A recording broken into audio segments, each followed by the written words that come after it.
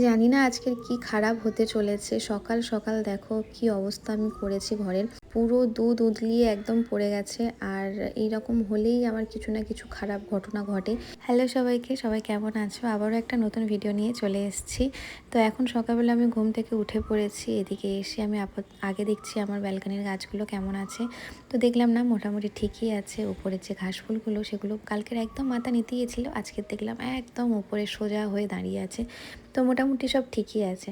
আর আজকে না দুধটা আমার উতলিয়ে পড়তো না। আমি দুধটা বসিয়ে দিয়ে একদম বেখেয়াল হয়ে গেছিলাম। শ্রেয়াংশী ঘুম থেকে উঠছিল না, ওকে বারবার আমি ডাকছিলাম। তো না ওঠার জন্য আমি ওকে ডেকেই যাচ্ছিলাম, আর ওদিকে আমার দুধ উতলিয়ে গেছে, আমি বুঝতেই পারিনি। তারপরে যখন রান্নাঘরে যাই দেখলাম এই অবস্থা।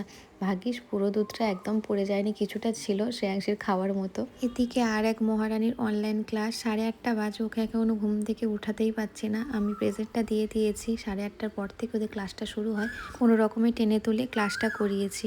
তারপর আমি এখন যাব রান্না বসাতে, গিয়ে দেখছি বালতিতে জল নেই। আবারও চলে গেলাম বালতিটা নিয়ে টাইম কল থেকে এক বালতি জল নিয়ে আসবো, এনে তারপরে রান্না বসাবো। আর আজকে সকালবেলা ডিমের তরকারি আর ভাত করব, কারণ মাছ তো এখন বরফ পুরো টাইট হয়ে আছে, ছাড়ানোই যাবে না। তো সেই জন্য ডিমের তরকারি আর ভাত করবো। আজকে টাইমটাও কম আছে। ডিমের ঝোল করলে কী হয় বলো তো, প্রেশার কুকারে ডিম আলুটা আমি সেদ্ধ করে নিই, তো ওই জন্য তাড়াতাড়ি হয়ে যায়।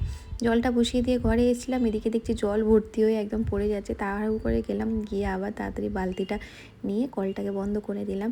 নিয়ে এবারে আমি যাব রান্না বসাতে। এদিকে দেখো আমার ভাত তো কমপ্লিট হয়ে গেছে, আর ডিমের তরকারির জন্য ডিম আলুটা একদম কষিয়ে নিয়েছি। নিয়ে আর এবারের মধ্যে দিয়ে দেবো জল। আর একদিকে আমি চা করতে বসিয়েছি, কারণ দুজনে একটু চা আর বিস্কুট টিস্কুট কিছু খাবো সকালবেলা। কালকে রাতে আমার একটু পেটটা ভারী ছিল বলে রাতে কিছু খাইনি। তো এখন প্রচণ্ড খিদে পাচ্ছে, সেই জন্য কী করবো, তো একটু চা খাওয়ার জন্য চাটা বসানো হয়েছে। এক দফা রান্নাবান্না তো শেষ, তারপরে এখন ঘরের হাজারো কাজ বাকি আছে।